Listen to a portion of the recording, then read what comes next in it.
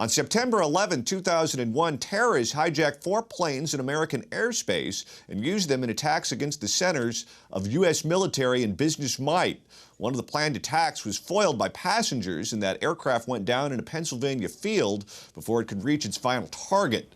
Nearly 3,000 people were killed in the attacks and more than 6,000 injured. In the aftermath, a joint congressional investigation into how the attacks were planned and executed resulted in an 838-page bipartisan report. 28 of those pages were deemed to be too sensitive to be released to the public, and those 28 pages have remained classified by the U.S. government to this day. One of the people leading the charge for the declassification and release of these long withheld 28 pages is former Senator Bob Graham, a Democrat of Florida who served 3 terms in the U.S. Senate. He was also chairman of the Senate Intelligence Committee and the co-chairman of the 2002 Joint Congressional Committee on 9/11. He joins us now from Miami, Florida. Senator, thanks so much for joining us. Thank you very much, John. All right, so if they release these pages that you've been pushing for some time, what do you think the result will be? It will go a long way, I believe, in answering the question, did these 19 hijackers who carried out a very sophisticated plot act alone, or did they have a support network within the United States which facilitated and probably contributed to the attack being able to be carried out? I think it's implausible to think that the 19 hijackers, most of whom could not speak English, had never been in the United States before, were not particularly well educated, could have carried out the plot of 9/11, and therefore there was a support network, and I believe the evidence tends to point towards Saudi Arabia as being the source of that support. How important is it to get this information out?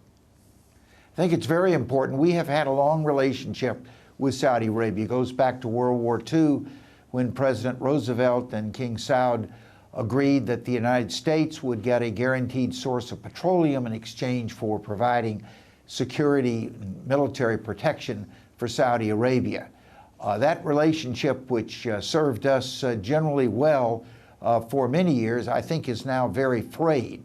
For one thing, the United States is becoming more energy independent, less reliant on Saudi Arabia, and for another, our approach to dealing with terrorism has dramatically diverged, and I now believe that the protection that's been provided to Saudi Arabia has frustrated U.S. interest in aggressively and effectively pursuing the war on terror and specifically on ISIS.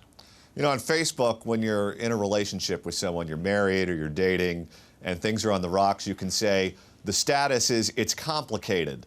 That's kind of our relationship with Saudi Arabia, isn't it? What do you think would happen to our relationship with them if we were to release these documents and damaging materials were made public about their role in the attacks? Well, our relationship with Saudi Arabia is changing, and almost on a daily basis witness the recent visit by the president to Riyadh and the almost disgraceful way in which he was treated. I think this would add another dimension. In this case, we'd be adding the dimension of the truth. The people of the United States and of Saudi Arabia and the world could evaluate what Saudi Arabia did during the period of 9/11 and what that says about its reliability as an ally today. Now, when you ran for president, you ran as the National Security Democrat. You've studied Saudi Arabia, you studied American foreign relations for many years. You were a very important player for many years in crafting our policy. How duplicitous, based on what you know, how duplicitous do you think that the Saudis were before 9/11 and have been for some time, where they play one dance with us diplomatically and then one dance with their residents back at home? Well, I believe they've been very duplicitous. Prior to 9/11, they were purporting to be our best ally, along with Israel, in the Middle East, and their actual actions, I believe, when the documents that have been non-disclosed for almost 13 years are made available to the people, it will be shown that they had a second agenda, which was protecting the kingdom from a possible internal unrest by selling out the United States. That's kind of their recipe of staying in charge, isn't it? When you have oligarchs, you have very few people at the top, you have a lot of poor people at the bottom, you have an economy that's essentially based on one industry, oil, and if oil's doing well, the people at the top do just fine, but that wealth isn't shared around or spread around because there aren't other industries that pop up. And is what they do, in my opinion, is they keep them from launching a revolution by feeding them religious fanaticism. And sometimes if you feed religious fanaticism to your people, then you got to throw them bones every now and then. And that's some of those bones could be in this report. And also, you begin to buy off the people in your country. After the Arab Spring, where other monarchies in the region were toppled, Saudi Arabia suddenly went on a binge of building public housing, raising salaries, giving people an extra 2 months of paid leave, all of which were designed to quiet any incipient possibility of an Arab Spring occurring in Saudi Arabia. That's what the country with the richest reserves of petroleum in the world can do to keep its people quiescent. Now, you've said in the past that Saudi Arabia created al-Qaeda. When you said that, did you mean the Saudi Arabian government or just people living within the borders of Saudi Arabia? And do you still believe that today?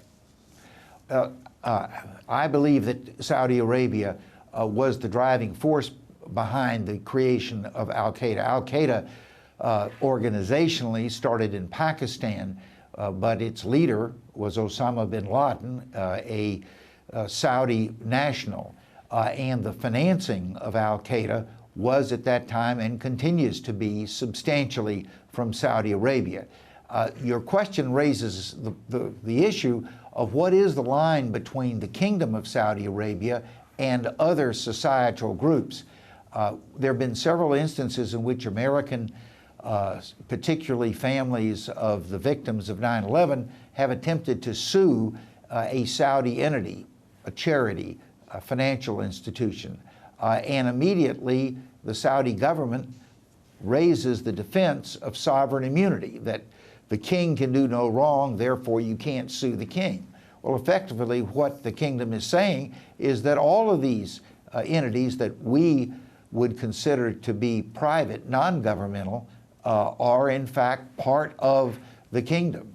So when you use the phrase Saudi Arabia did, what you're talking about specifically is murky, but clearly the kingdom exercises a significant influence over virtually everything that happens in the kingdom.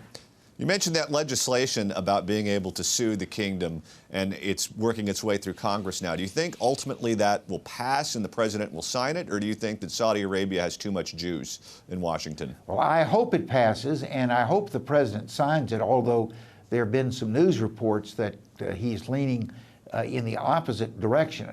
I just think the idea of 3,000 Americans being murdered, Saudi Arabia potentially being shown to be a co-conspirator. And remember, this legislation just opens the door of the courtroom. It does not settle the question of liability.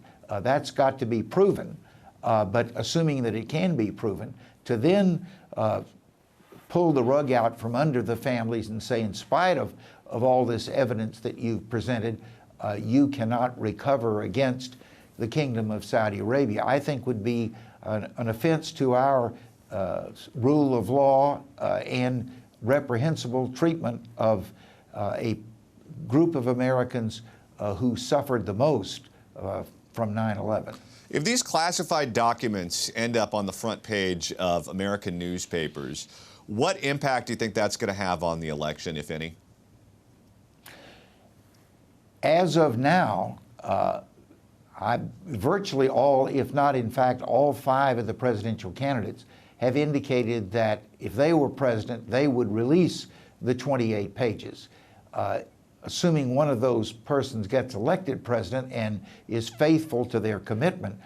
The issue now is not one of whether the 28 pages are going to be made available to the American people or not, but it's a matter of timing. Will it happen on President Obama's watch, or will it take a new president to let the American people know what their government did in their name? I think it would be strongly in the interest of President Obama, not only for his legacy and history, but also for his demonstration of respect to the American people, and especially the families who've suffered so grievously, to do it sooner rather than later.